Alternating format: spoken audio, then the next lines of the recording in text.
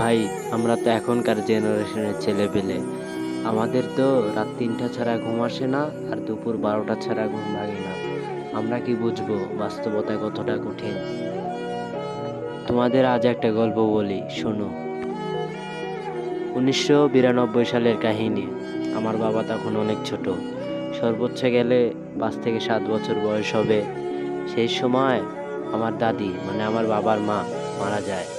তখন আমার দাদা ছিল অনেক জুয়ারু, মানে সবসময় জুয়া খেলতো, বাজি খেলতো, এগুলা নিয়ে পড়ে থাকতো।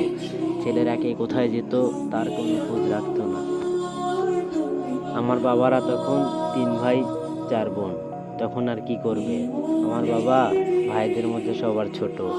আমার বাবার যে বড় ভাই, তিনি কাজ করতেন আমাদের এক দাদার বাসায়, মানে আমার বাপের চাচা।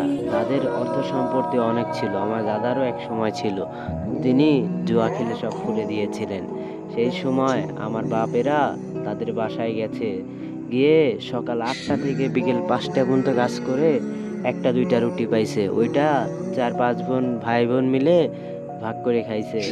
তারা জানে বাস্তবতা কতটা কঠিন। আমার বাবারা সারা রাত দিন কাজ করছে ২-৩ টাকার জন্য, আর আমরা এখন তো ৫-১০ হাজার টাকা কি আমাদের কাছে কিছু মনে হয় না। বাস্তবতা তারা জানে যে কতটা কঠিন। আমাদের কাছে কিছু মনে হয় না, ৫-১০ টাকা কিছু না, ৫০০-১০০০ টাকাও কিছু না। আর আমার বাবাদের কাছে সেই সময় ১ টাকারও মূল্য ছিল, ৫৮ টাকারও মূল্য ছিল, তো আমাদের কাছে তাই নেই। এতেই তফাৎ বোঝা যায়, এখনকার জেনারেশন আর আগেকার জেনারেশন অনেক তফাৎ ছিল। আগে মানুষ হিসাব করে চলতো, আর এখন মানুষ অবহেলা করে। আমি মাঝে মধ্যে